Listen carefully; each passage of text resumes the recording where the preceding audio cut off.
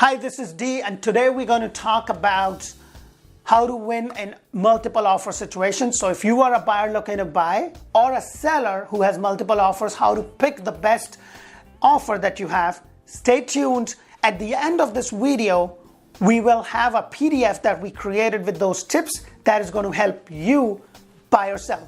Thank you. Stay tuned.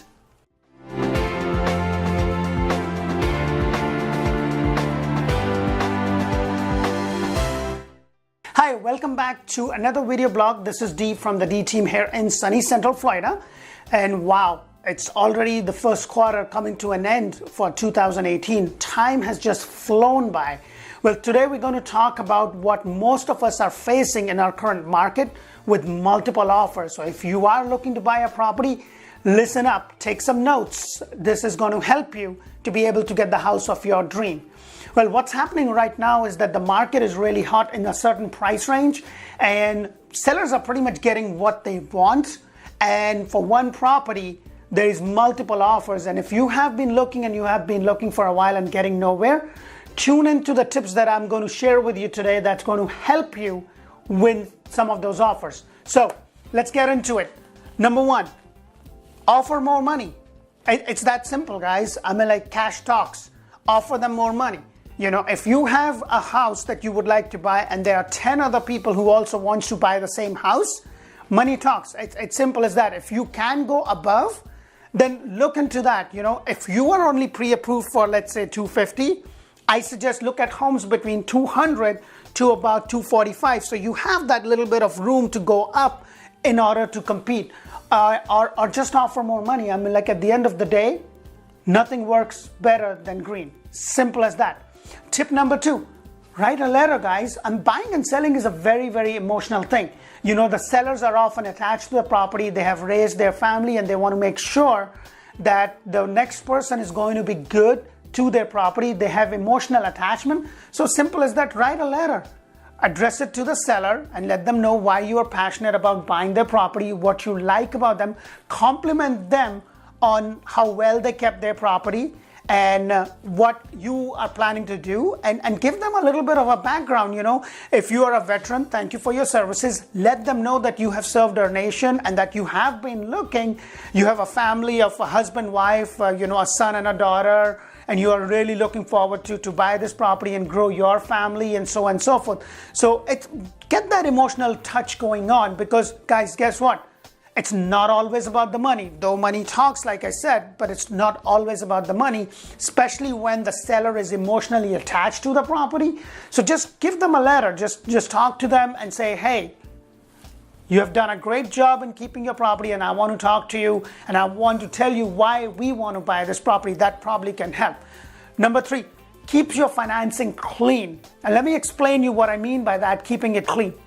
Keep it clean in sense of, if you can offer cash, then nothing better than cash, because cash people know that people with cash have no appraisal contingency. It's only an inspection, and if you have done a good job keeping up the property, then it's pretty much a done deal.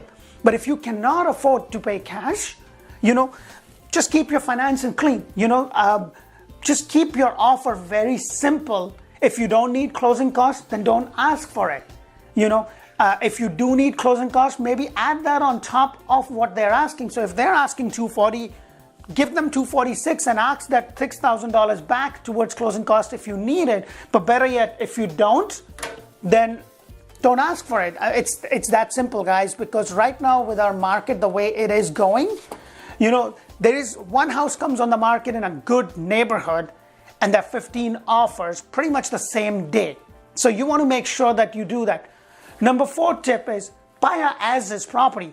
You know, buy as-is, of course, subject to inspection. So you have about 7 days or 10 days in some cases to do the inspection. And if you don't like anything, then you can go back to the renegotiating table.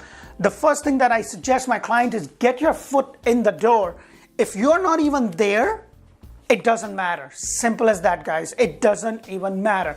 You want to make sure that you get your foot in the door, be that person that they accept the offer, so they take the property, put it off the market, so it doesn't matter the next buyer wants to give them $50,000 above. Unless you decide to walk away from the deal, they just cannot sell it to somebody else. So make sure that you buy a as-is contract, and you don't have to really worry about it, because you will have an inspection done and you can always go back, because as is actually what it means. You're buying the property as is, where is, as you saw it, in the condition you saw it. So if the inspection comes in and there are plumbing, heating, or air conditioning issue, you can always go back. But if you're not even in the game to begin with, what difference does it make, guys? Keep it simple, because by the time you are there, both you and the seller is emotionally involved. You are involved because you're ready to go into property. You can see yourself in that house. You can close your eyes and see yourself cooking, growing your family in it. Sellers are already, the money is in the bank, it's already spent, they're going their way. So they're also emotionally involved. So keep that in mind, And last but not the least, we on our team basically always call the agent on the selling side to get more details. Make sure that you tell your agent, why are they selling?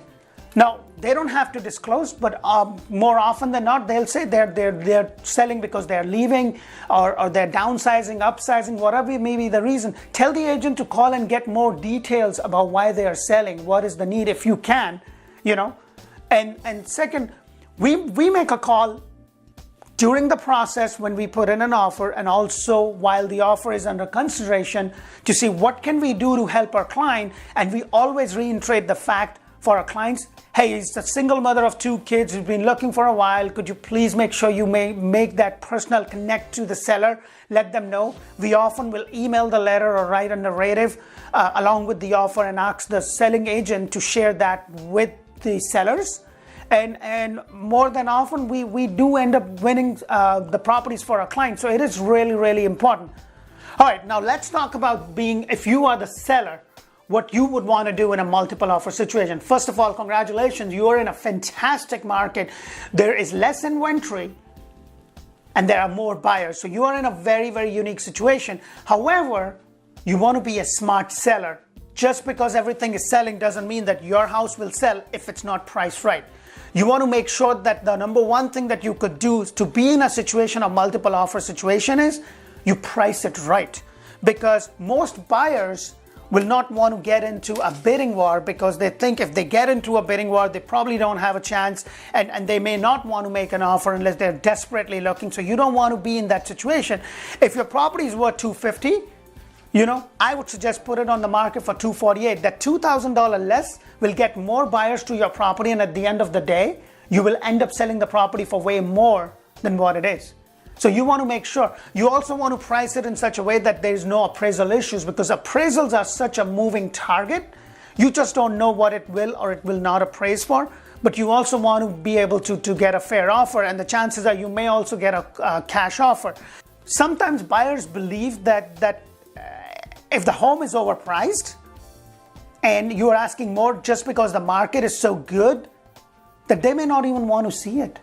I'm like, simple as that. They may not even want to see it because they think it's already overpriced. They got to fight it against and then pay even more money. They may not even want to see it. So listen to your realtor when it comes to the marketing and pricing of your property, because that is very important. Because you can have the best home, but if it's not priced right, all you have is the best home. Look at your reasons why you want to sell it, and then be smart about it. Take advantage of the market, but don't get over advantageous that you miss the boat. When you do have multiple offers, and if you're dreaming of a quick sale, then of course cash offers are great. But you know what? Not all offers are created equal. You may get a cash offer which is $5,000 or $10,000 less than what you're expecting. And you may get an offer that is financing contingency and will take 30 to 45 days. As long as that person is completely pre-qualified, what we mean by that is that their assets, their liabilities, their DTI ratio, their desktop underwriting approval is all done, then you are good with that. But again, it's still subject to financing. So make a decision based upon your need. You're selling because you have a grandkid that's growing up and you want to be with your family. then you may want to do a dream, and you may want to do a quick cash close and take $5,000 or $10,000 less, because being with the grandkid is more important than that $5,000 or $10,000, because money cannot buy that family happiness that you are craving to be with. Look at the offer carefully. Have your agent call the buyer's agent, and more so, better yet, have the agent call the mortgage company that has issued the pre-approval, so that you know that they are good. Have them ask questions such as, hey, have you checked the credit? Is the income being verified? Is the bank statement being verified? If they are buying it with 10%, 20%, or whatever it is, ask them for proof of fund. Say, why don't you provide me a letter that shows that you already have 20% in the bank to put down? Say there's nothing wrong with that, because all you are doing is making sure that you have a closing at the end of the day. And what we do when we are representing our seller is making sure that those factors are met, because we don't always jump in with the first buyer that comes along with a great offer. We want to make sure that we vet that buyer that makes sense, that the property will close, because we understand moving is a nightmare, and when you have everything going on and things fall apart at the last minute, it is not only disappointing, but it's also very emotionally tiring on you.